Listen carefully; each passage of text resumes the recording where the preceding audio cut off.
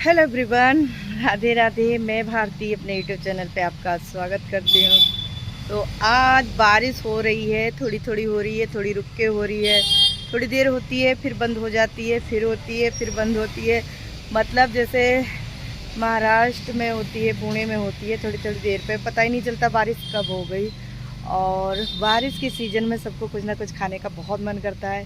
तो बहुत दिनों से घर वालों को पात्रा रोल खाने का मन था। पात्रा रोल मतलब अरवी के पत्ते का जो सेंधा बनता है, हमारे यूपी में सैना कहते हैं। और मैं गुजरात से हूँ तो मैं पात्रा रोल बोलती हूँ। वहाँ कुछ खट्टा और मीठा बनता है, तिल वगैरह सब डाल के बनता है और बहुत टेस्टी लगता है। तो मैं पात्रा रोल बोलती हूँ और यहाँ यूपी में सैना बोलते हैं। तो मैं लपेट के बनाती हूँ। ऐसे तो सैना कई तरीके से बनता है, काट के बनाते हैं पत्तों को या लपेट के बनाते हैं। तो मैं लपेट के बनाती हूँ क्योंकि मेरी मम्मी की रेसिपी है। मेरी मम्मी अक्सर ऐसा ही बनाती थी और मैं भी ऐसा ही बनाती हूँ। तो आज मैं चलती हूँ सेंधा बनाने और आप लोग को दिखाऊंगी कि मैं सेंधा किस तरीके से बनाती हूँ, कैसे बनाती हूँ।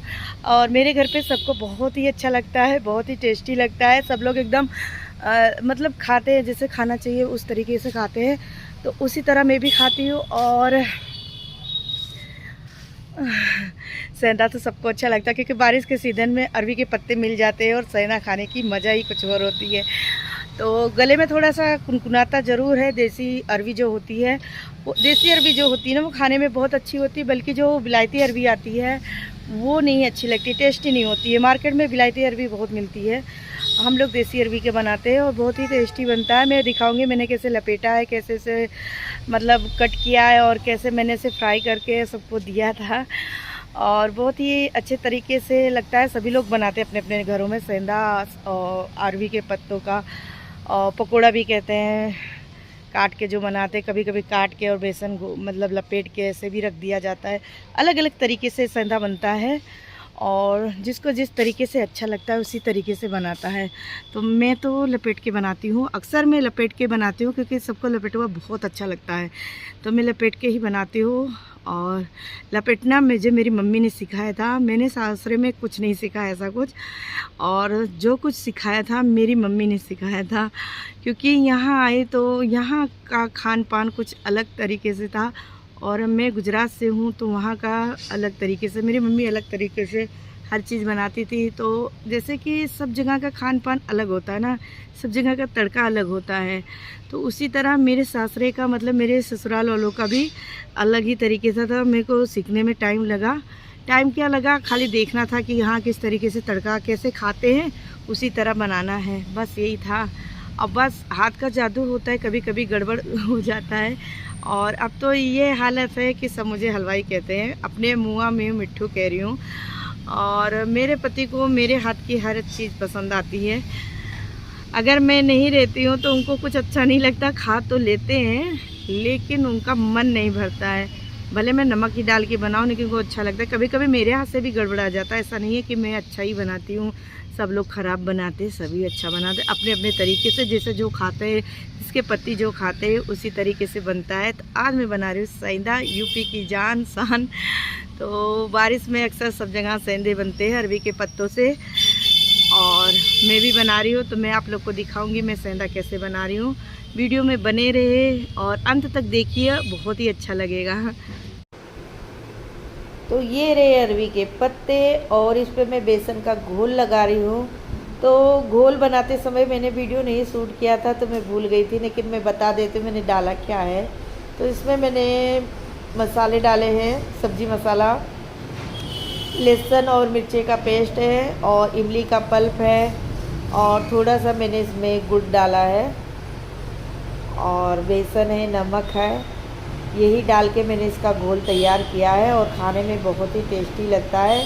और मैंने थोड़ी सी सौंफ भी डाली है जिससे और भी अच्छा टेस्ट आता है। और सबको मिला के मैंने अच्छे से घोल तैयार कर लिया था।